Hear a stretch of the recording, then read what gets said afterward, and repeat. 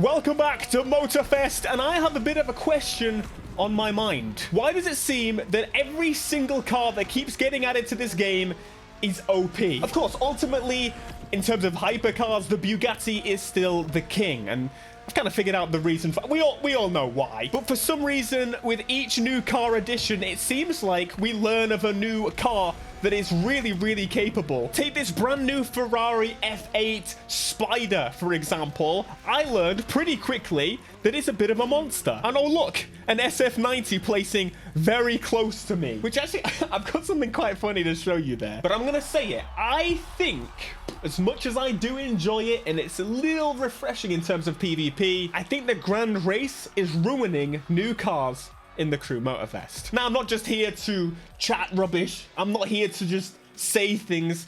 I'm here to show you why I think that's the case. So first off, I want to show you something. Here's my F8 Spider. Now, this just came out. It's a great car. You could notice it is, well, very powerful. 280 is apparently the top speed, 2.6 0 to 60. Let's just keep those in our mind. And move across to the SF90. 280, 2.5 0 to 60. This weighs a little bit more. This also has more power. Okay, let me show you. A little bit of boost. And this thing tops out about 300 to 301, depending. I was downhill a little bit on that section. Welcome the SF90, and with a little bit of boost as well. 295. Anyway, I just thought it would be fun to test what the power to weight ratio is on both these cars, and both of them exactly the same, 0.403 horsepower per pound. It's kind of funny. So anyway, the Mercedes, the Ferraris, basically any modern recent car, like this Lamborghini, for example, but I'm not doing a PvP race.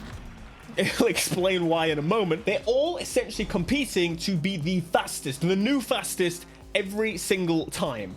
It kind of makes sense that both Ferraris are just as fast as each other, because ultimately then, well, you'd be able to pick between them and then be one new meta car instead of two new meta cars. Or should we say 3 new meta, 4, 5. Because of the popularity of the Grand Race and ultimately the importance of the Grand Race, there's clearly a lot of importance in it in this game. I've clearly decided that instead of having people have the best car all the time, what they'll do is release a new, better car frequently. We're talking like little inches here. Now, I get it. It mixes it up for people. They're using something different every time. However, if you think about it, it means that people are going to want to buy the new car. They're going to play the hell out of the game, or they're going to pay for microtransactions. Whatever. Either way, whichever way works for you. It's almost a win-win situation, isn't it? Except for me, because I don't like PvP. So there's a couple of ways to fix this, and I thought one huge way would be to open up the categories a hell of a lot more. I've said this previously. If you narrow it down to the road-going cars, Street Tier 1, Street Tier 2, and Hypercar,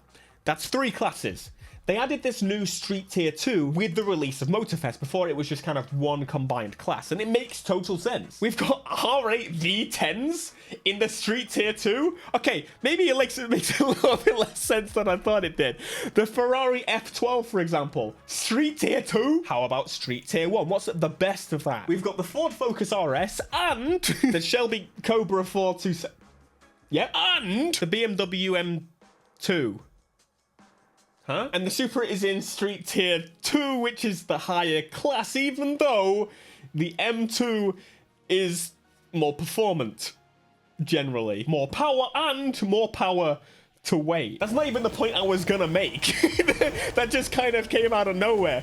But why did we get a new Street Tier class, but not a supercar class? I think this is a bigger problem in Need for Speed Unbound, don't get me wrong, but it seems like, for simplicity's sake, games are like squashing the amount of car classes, which doesn't make sense. Right here, we have a 300-mile-an-hour beast and another 300-mile-an-hour beast. How about another 300-mile-an-hour beast? But if we go to the start of this, we have a British car that will catch on fire in about 5 seconds. That is not a hypercar in any way. The thing starts with 500 horsepower.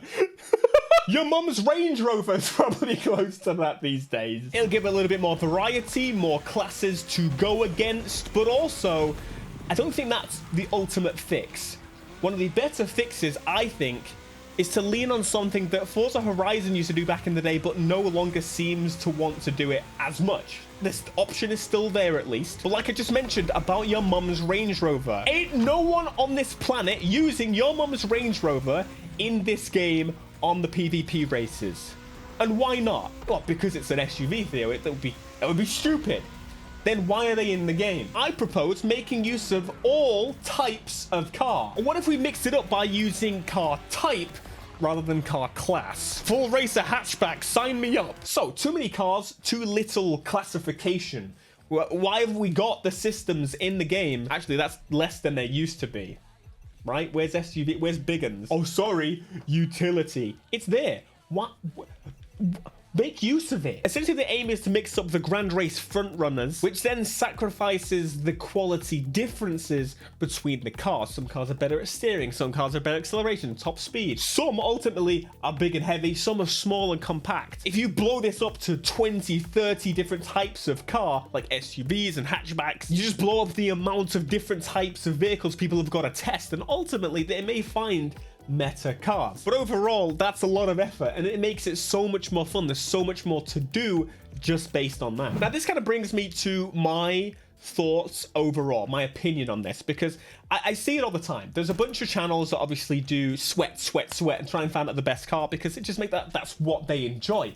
All props to them. I hope they really do. However, I really don't enjoy PvP in the way a lot of people do. I'm much more of a cooperative player. I would much rather work as a team for an objective, a team objective, or ultimately doing things with friends just instantly makes them so much more enjoyable. There's something missing when it comes to the Crew 2 versus the Crew Motorfest, and that's the amount of content. It's pretty obvious. The Crew 2 has had years and years and years to develop, flourish, try new things, and this game will get there as well. But I almost feel like the formula is going to be stuck to. The formula for the Crew 2 changed significantly very quickly, but this time Ivory Tower kind of got it right. They got it right with the grand race. People are obsessed with it. People enjoy it so much. People that love that competitive nature have finally got something that just throws you into PvP, and it's varied enough each time for them. But if we're talking non-competitive, what we have got in this game is, well, playing the events with friends, which you'll do for the first time, and then I'm not going to replay the events over and over and over. Demolition Royale. I see updates all the time from Ivory Tower about Grand Race this, Grand Race that, frame rate fixed, this, that.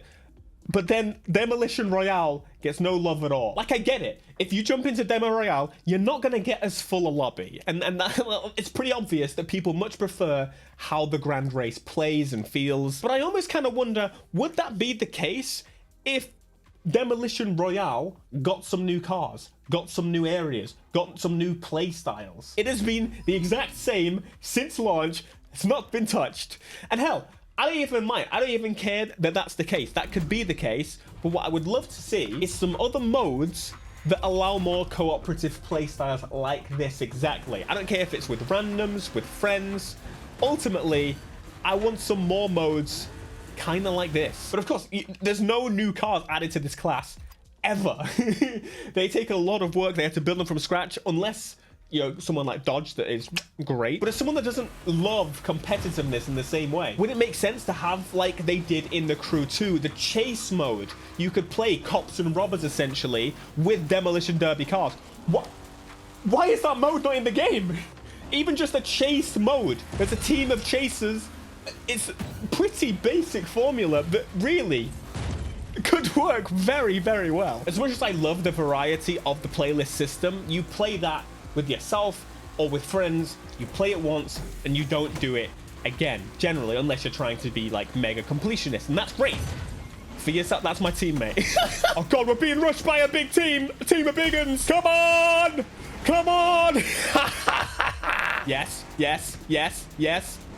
No! Here's some ideas that I've had. What about a drift mode? A full drift lobby where you get a timer and ultimately you go head to head based on drift score. Why are we using drift cars in races in this game and not for actual drifting?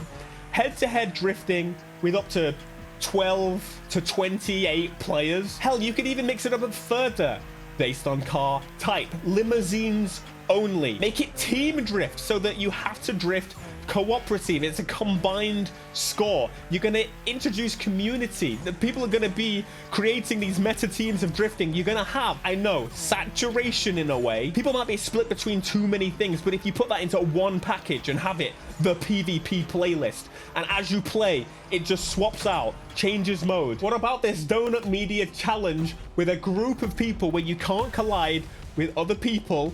I guess you're kind of stuck speed anyway. But hey, you can slow down. But everyone's in monster trucks. They have to avoid the cones, and collectively, team versions of every single mode. Those are just a couple of examples of things that are already in the game. They're done, that could be reused as a multiplayer mode that would just be a little bit more fun.